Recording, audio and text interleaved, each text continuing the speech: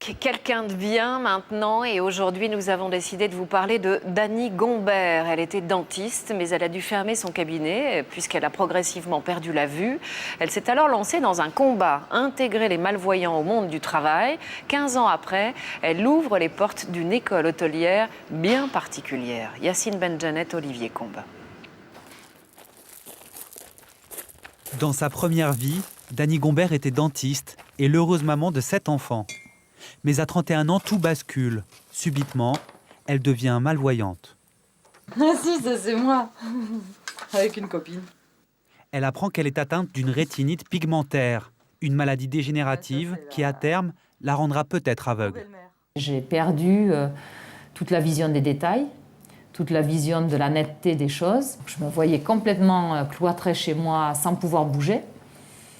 Mes enfants, ça me donnait le blues parce qu'ils étaient tous tout petits et je me disais mais je les verrai pas grandir. Elle abandonne son métier, cherche à se reconvertir. On lui propose rempailleuse de chaises ou standardiste. Oh, le ZNPE, c'était même pas la peine, quoi. T'es handicapé, les gens ils te veulent pas même. Encore maintenant, 20 ans plus tard, c'est différent. Hein. Mais au départ, c'était même pas la peine d'y penser, quoi. Hein. T'étais handicapé, on t'embauchait pas, quoi.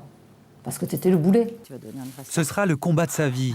Former des malvoyants pour qu'ils affrontent avec succès le monde du travail. Après 15 ans d'acharnement, son rêve prend forme. Elle ouvre les portes du premier lycée hôtelier pour malvoyants.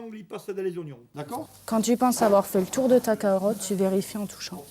Des ergothérapeutes assistent les élèves pour les aider à surmonter leur handicap. Très bien.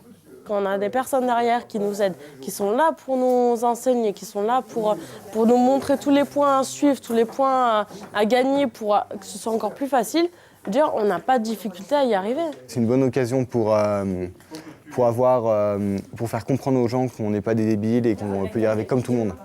Une formation de 4 ans, entièrement gratuite, financée par des fonds publics. À la clé, un bac pro et un CDI garanti dans l'une des entreprises partenaires. J'ai ressenti ça comme une renaissance, quoi, une libération dans le truc où je me dis, après tout ce que j'ai subi pendant toutes ces années, même avant que je fasse la cuisine et tout ce que j'ai subi, ben maintenant, je vais pouvoir faire enfin ce que je veux pour une fois dans ma vie. Mon rêve, c'est qu'on ait un de nos élèves ou plusieurs élèves qui deviennent étoilés Michelin.